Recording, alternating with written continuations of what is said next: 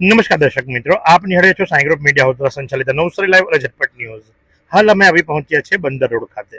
જ્યાં બંદર રોડ ખાતે આવ્યા છે, હજુ બંદર રોડ પર પાણી તો નથી આવ્યું, પણ આ વખતે અમે આગમચેતીના ભાગરૂપે બંદર રોડ પર એના માટે આવ્યા છે કારણ કે દર વખતે જ્યારે નવસારીની અંદર રેલની સમસ્યા વર્તાય અને રેલની સમસ્યા જ્યારે વર્તાય અને ત્યારે બંદર રોડ પર જે પાણીનો ભરાવો થાય છે, ન માત્ર ભરાવો પણ તમારા મારા દ્વારા આપવામાં આવેલો કચરો પાછો આપણને જ મળે છે અને એ આપણને મળે તે પહેલા આ લોકોએ એનો સામનો કરવો પડે છે. એ દુર્ગંધ, એ વાસ, એ ગંદકી, એ માંદગી અને ત્યાર સુધી કે જે કચરો સળગાવવામાં આવે અને એના કારણે લઈને જે ધુમાડો થાય, જે વાયુ પ્રદૂષણ થાય, એ તમામ બાબતો વિશે બંદર રોડના સ્થાનિકોની સાથે વાત કરવાનો એક પ્રયાસ કરીશું. ભાઈ, શું નામ છે તારું? આદિલ. આદિલ, શું પરિસ્થિતિ, કેટલા વર્ષનો છે ને કેટલા વખતથી અહીંયા રહે છે? 21 મારી એજ છે. મેં અહીંયા 21 વર્ષથી અહીંયા જ રહી છું. જ્યારે પાણી આવે તો હાથે કચરો બી આવે ને બીજી બધી ગંદકી બી આવે. બધું આવીને પછી ઘરમાં બધું ભરાઈ જાય, પછી આપણા હાથથી નાખવા પડે બધું. દર વખતે આ જ પરિસ્થિતિ? હા. અને જ્યારે પાણી ભરાય ત્યારે પ્રોપર એ લોકો અંદર સુધી કચરો નાખવા જાય કે જ્યાં જગ્યા મળે ત્યાં જ નાખી દે? ના, એવું નથી. એ કેવું, ત્યાંથી કચરો પેટી અહીંયા જ છે, એટલે પાણીમાં બધું ટણે ને પછી અંદર આવે, લાખવા કોઈ નથી આવતું. આજે નગરપાલિકાના ટ્રક જે ખરા, હવે મહાનગરપાલિકા, એના ટ્રેક્ટર જે ખરા, એ જે ટ્રક ખરા, એ છેક સુધી કચરો નાખવો છે કારણ કે જ્યારે પાણી ભરાયું ત્યારે છેક સુધી નહીં જઈ શકાતું હોય, ત્યારે કેવી પરિસ્થિતિ થાય?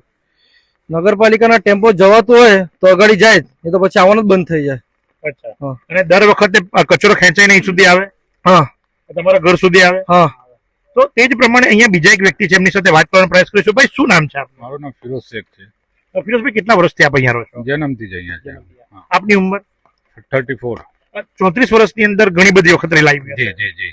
દર વખતે પાણી આવે પાણી તો ઘણું આવે જ દર અને પાણીની સાથે કચરો પણ આવે. કચરો બી આવે, ગંદકી આવે, બધું સાફ સપોલા બધું જ આવે ને. તો દર ચોમાસામાં આ જ પરિસ્થિતિનો સામનો કરવાનો? હા, એ તો દર વખતે આ સામનો કરવો જ પડે ને, કેમ કે એનો કોઈ નિકાલ જ નથી કર્યો ને હમણાં સુધી. એનો કોઈ ઓપ્શન જ નથી, એટલે એ તો આપણે જેલવા જ પડવાનું છે. એટલે પાણીની સાથે કચરો બી ઘર સુધી આવે. હા, એ તો આવવાનો જ કચરો તો. અને કોઈ વખત આગ લાગી હોય ને એના કારણે તકલીફ પડી હોય એવું? હા, એટલે એ તો કેવું છે કે શિયાળામાં ને એમાં એ લોકો શું છે કે કચરો સલગાઈ દે, એનો નિકાલ નહીં કરે. એનાથી પછી શું છે, વાયુ પ્રદૂષણ ને આ તે બધું થાય. પછી ફાયર બ્રિગેડને એને ફોન કરવા પડે ને આવીને પછી એ લોકો પાણી મારીને એને ઓલવાઈ જાય. એ રીતનું. તો આ જે આમ જનતા છે, આમ જનતા પોતાની વાત કરી છે. ભાઈ, શું નામ છે આપનું અને આપ કેટલા વર્ષથી અહીંયા રહો છો? મારું નામ સિકંદર છે.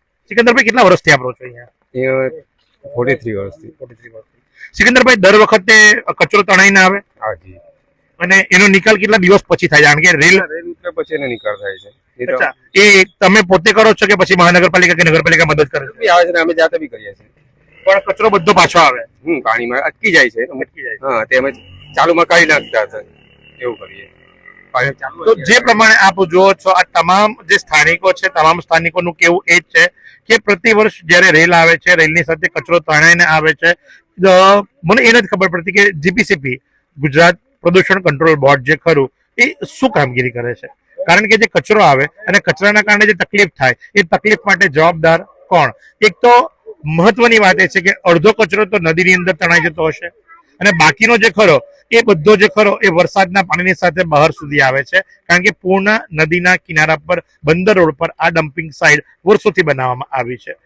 શિયાળામાં અને ઉનાળામાં તો આગની પણ ઘટનાઓ સામે આવે છે અને જેને ઓલવવા માટે ફાયર બ્રિગેડના જવાનોને બોલાવવા પડે છે. એ લોકો આવે છે, પાણીનો મારો ચલાવે છે.